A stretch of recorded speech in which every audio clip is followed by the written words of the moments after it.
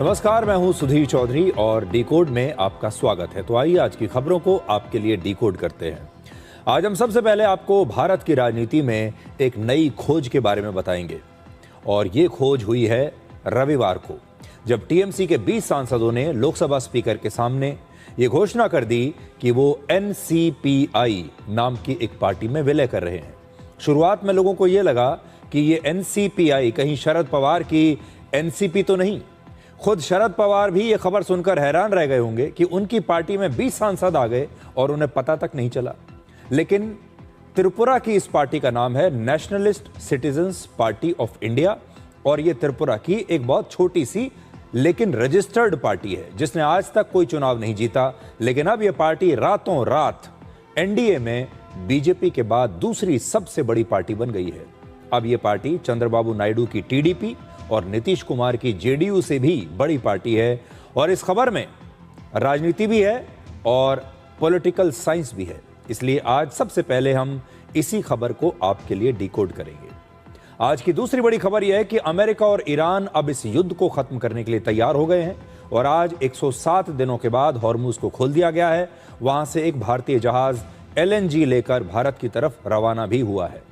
Iran के राष्ट्रीय TV channel ने समझौते का ऐलान करते हुए दावा किया कि ईरान ने अमेरिका को झुकने पर मजबूर कर दिया और यह ईरान की जीत है। किसने किसको मजबूर किया, यह किसकी जीत है और किसकी हार है, आज हम ये डिकोड करेंगे। और ब्रिटेन के प्रधानमंत्री कीर स्टारमर ने आज ये घोषणा की है कि उनकी सरकार 16 साल से कम उम्र के बच्चों के लिए सोशल मीडिया पर प्रतिबंध लगा रही है। स्टारमर ने कहा है कि वो ब्रिटेन के प्रधानमंत्री होने के साथ साथ 2 बच्चों के पिता भी हैं और वो इस बात से बहुत चिंतित हैं कि ब्रिटेन के बच्चे सोशल मीडिया की वजह से न सिर्फ नाखुश हैं बल्कि असुरक्षित भी हैं। आज हम आपसे भी ये सवाल पूछेंगे कि क्या आप भी अपने बच्चों के सोशल मीडिया के लगातार प्रयोग से परेशान हैं और इस मुद्दे पर आपकी क्या राय है। लेकिन सबसे पहले हम आपको भारतीय राजनीति में एक नई खोज के बारे में बताना चाहते हैं और यह खोज ऐसी है जिसके बारे में इससे पहले शायद किसी ने सोचा भी नहीं था।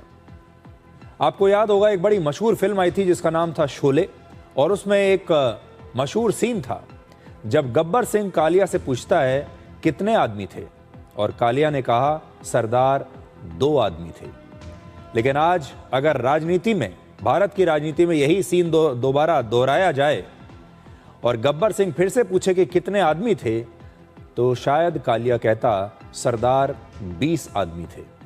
पिछले कई दिनों से ममता बनर्जी और उनके समर्थक लगातार बागी नेताओं के इन दावों को खारिज करते आ रहे हैं कि टीएमसी के 20 सांसदों ने पार्टी छोड़ने वाली चिट्ठी पर हस्ताक्षर कर दिए हैं। लगातार इस पर विवाद बना हुआ था कि हस्ताक्षर असली हैं, नकली हैं, क्या इनकी संख्या सही है। लेकिन आज आप ये तस्वीर देखिए। 14 जून को टीएमसी के ये 17 बागी सांसद लोकसभा स्पीकर ओम बिरला से मिलने के लिए गए और आज पूरा देश इन बागी सांसदों की संख्या को गिन सकता है।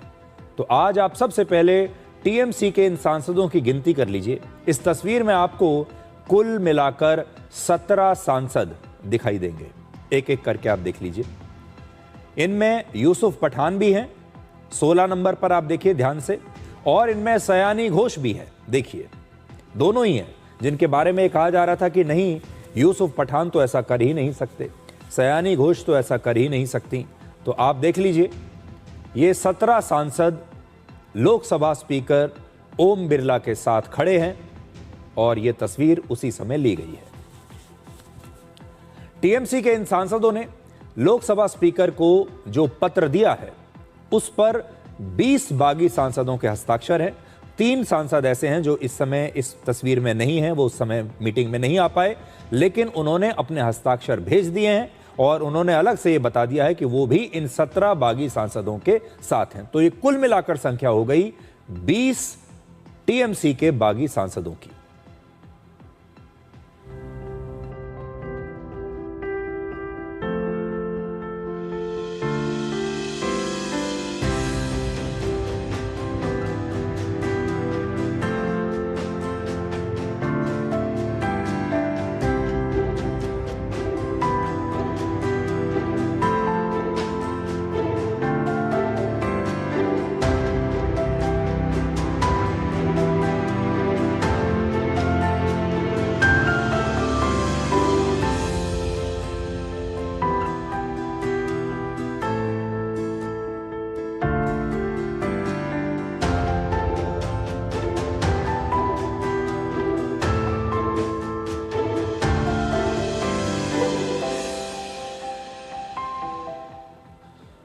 तो ममता बनर्जी और उनके समर्थकों को आज ये तस्वीर बिल्कुल अच्छी नहीं लग रही होगी।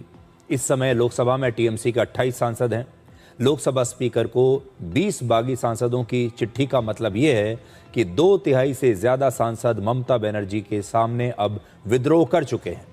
और अगर उनका ये दावा सही है तो इस समय ममता बनर्जी के साथ सिर्फ 8 सांसद बचे हैं। बागी सांसदों के गुट की जो नेता हैं काकोली घोष, उन्होंने कहा है कि बागी गुट लोकसभा में टीएमसी से अलग बैठना चाहता है और ये गुट अब एनडीए को समर्थन देगा, यानी ये गुट मोदी सरकार को समर्थन देगा। हम लोग एआईटीसी से चुने हुए 20 सांसद स्पीकर साहब से मिलकर अलग बैठने का चिट्ठी दिया और ये 20 सांसद जो हमारे कुल मिला के जितने हैं उसमें से 2/3 से ज्यादा है। हम ये जो जुट अभी नेशनलिस्ट पार्टी ऑफ इंडिया से उसके बाद क्या होगा, हम काम करेंगे राष्ट्र के लिए और प्रधानमंत्री के नेतृत्व में एनडीए के साथ हम लोग काम करेंगे। पार्टी कल तो गए थे हम लोग, आप लोग देखे, सब कुछ पता है आप लोगों को। तो अभी चलो नेक्स्ट जुलाई में सेशन है, तब हम लोग देखेंगे क्या क्या हो रहा है। नहीं अभी तो चलो लीडरशिप, कौन लीडर कौन डेपुटी ये सब ठीक होगा, फिर चलेगा। सभी तो कॉल किया है ना, तो वो जो बोलेगा, जो senior most MP Sudip Bandopadhyay वही उनको ही बोलेगा। ठीक है, हम सभी मिले काम करेगा। तो अब ये कहा जा रहा है कि लोकसभा स्पीकर ओम बिरला इस मामले में आगे चलकर कानूनी राय ले सकते हैं और उन्हें लेनी भी चाहिए। सूत्रों के मुताबिक कानून मंत्रालय और वरिष्ठ कानूनी जो सलाहकार हैं उनकी राय मिलने के बाद इस पर कोई अंतिम फैसला लिया जाएगा और अंतिम फैसला संसद के मॉनसून सत्र से पहले लिया जा सकता है। ये भारत की राजनीति में एक नई खोज है, क्योंकि पहली बार इतनी बड़ी संख्या में सांसद एक ऐसी पार्टी में शामिल हो गए हैं जिसका कोई बड़ा जनाधार नहीं है, जिसने आज तक कभी कोई एक चुनाव भी जीता नहीं है। हालांकि दल बदल कानून इसकी इजाजत देता है। इस कानून के तहत किसी पार्टी के विधायकों या सांसदों को पार्टी छोड़ने के लिए कम से कम 2/3 सदस्यों का साथ जरूरी है। लेकिन अगर कोई सांसद या विधायक अकेले अपनी पार्टी छोड़ता है तब उसकी सदस्यता जा सकती है। यह कानून कहता है कि किसी राजनीतिक पार्टी का दूसरी पार्टी में विलय हो सकता है, लेकिन केवल सांसद या विधायक अपने स्तर पर किसी दूसरी पार्टी में विलय नहीं कर सकते। तो सवाल आज ये है कि क्या लोकसभा में किसी पार्टी के 2/3 सांसद किसी दूसरी पार्टी में विलय कर सकते हैं या नहीं कर सकते। और इस बार ये मामला सबसे अलग इसलिए है क्योंकि इस नई जो पार्टी है जिसका नाम है एनसीपीआई, इसका कोई अभी तक जनाधार भी नहीं है, इसका कोई विधायक भी नहीं है और इसका कोई सांसद भी अभी तक नहीं है। लेकिन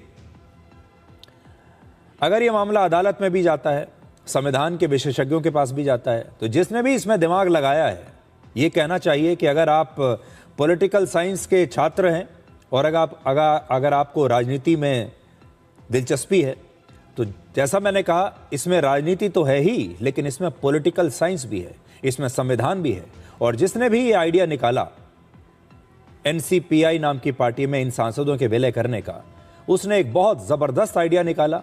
ये एक ऐसी स्थिति है जिसके लिए ना तो हमारे संविधान के विशेषज्ञ शायद इसके लिए तैयार होंगे, और ये एक ऐसा एरिया है जिसे आप ग्रे एरिया कह सकते हैं।